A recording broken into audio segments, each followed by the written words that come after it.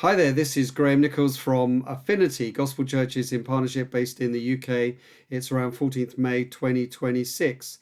Our news agenda in the UK this week has been dominated by stories connected with the turbulence in the government. It's a response to the local elections that happened last week, but the Labour government and the future of the Prime Minister is very much a topic for discussion and speculation. I don't know whether he will have resigned or someone else will have resigned by the time you're actually watching this summary. At one level, we can look on it with a degree of cynicism and say this is just politics and people just scrapping for the best kind of outcome for themselves personally in a very kind of selfish way. At another level, we could be faith-filled and we could say, well, we have a much better king and our kingdom is not of this world.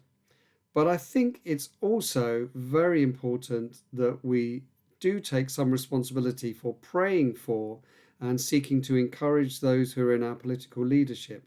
And although perhaps because of our own political persuasions or lack of interest, we're not that bothered by whether one particular politician succeeds or not, we should want the government of our country to succeed, and we should pray for them to be just and good and fair and right, and above all, to be following the Lord Jesus Christ. So we can pray those things for those in leadership over us. Something else that's been noticed in the news this week is that some people, perhaps because of all this political uncertainty, because of international uncertainty with the wars going on, because of climate uncertainty, more and more people in the UK are apparently storing up supplies for some kind of disaster that may happen. So they've got plenty of both money and food and things that don't need electricity at home. Maybe there's some sense in that. Maybe there's some wisdom in that. But it does show really that people are pretty unseated at the moment. Things are pretty unstable at the moment. They're pretty unsure about the future. And of course, we may also need to take some steps if there is that amount of danger. But more importantly, we need to be ready to bring people the gospel of certainty, of the God who will bring us safe home to shore, of the God who doesn't need contingencies and a disaster fund, but the God who has all the resources we need to bring us home.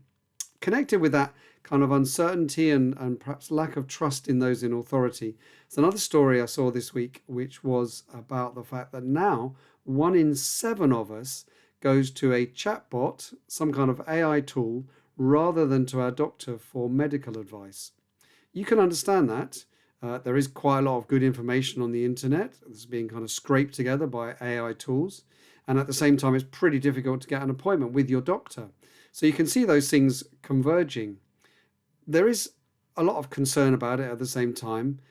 And it really speaks into a bigger story about how more and more the news that we're getting, the information we're getting, whether it's specialist information about medical conditions or whether it's just general news or political reporting and so on, is getting more and more curated, not so much by experts, but by AI, by really the scraping of information from across the internet, and the fact that there's no regulation, in a sense, there's no accountability for that. And that is something, as people who are concerned about truth, that we as Christians should be worried about, should be thinking about what should we do personally, but what should our society do to put protections in place.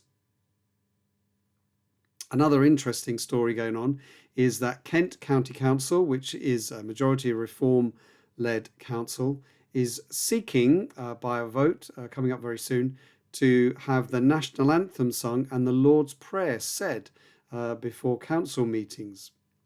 At one level, you can understand that. The line is, we are a Christian country. And in a constitutional sense, we actually still are. You may be saying, well, of course, we're not a Christian country because so many people are secular and a very small percentage go to church and believe in Jesus. But at a technical level, we still are a Christian country.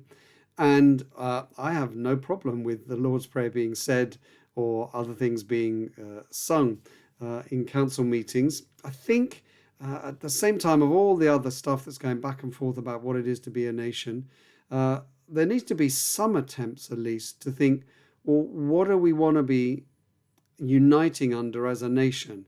And of course, as Christians, we can't compel people to unite under the banner of Christianity. But while there's that opportunity there with our constitutionally Christian country, why not witness as much as we can to the saving power of God, to the fact that we depend on God each day? And so I've got no problem with the Lord's Prayer being said at the beginning of council meetings, even if it's by people who don't believe. Would love to hear your views on it. Thanks for listening.